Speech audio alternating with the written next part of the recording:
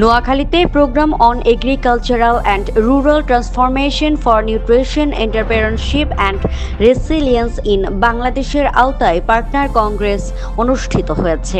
সোমবার বেলা 11টায় কৃষি সম্প্রসারণ অধিদপ্তর নোয়াখালী সদর উপজেলার আয়োজনে উপজেলার অডিটোরিয়ামে কৃষক, কৃষানী, সরকারি কর্মকর্তা, কর্মচারী, গণমাধ্যম কর্মী, জনপ্রতিনিধি ও সুধীজনের অংশগ্রহণে এই অনুষ্ঠানটির আয়োজন করা হয়।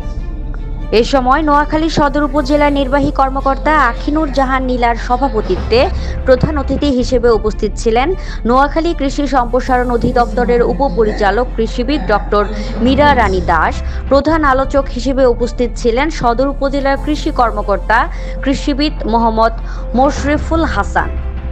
অনুষ্ঠানে বিশেষ অতিথি হিসেবে উপস্থিত ছিলেন কৃষি সম্প্রসারণ অধিদপ্তর নোয়াখালী জেলার প্রশিক্ষণ অফিসার কৃষিবিদ মোহাম্মদ শহীদুল ইসলাম, নোয়াখালী সদর উপজেলার প্রকৌশলী আবুল মনসুর আহমেদ, সদর উপজেলা সিনিয়র মৎস্য কর্মকর্তা মানস মণ্ডল, সদর উপজেলা যুব উন্নয়ন কর্মকর্তা জাহিদ হোসেন ও উপজেলা মাধ্যমিক শিক্ষা অফিসার শামিমা আক্তার সহ আরও অনেকে।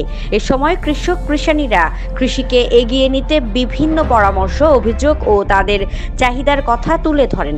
পরে সমস্যা সমাধানে কার্যকর ব্যবস্থা গ্রহণের আশ্বাস দেন সংশ্লিষ্ট কর্মকর্তাগণ।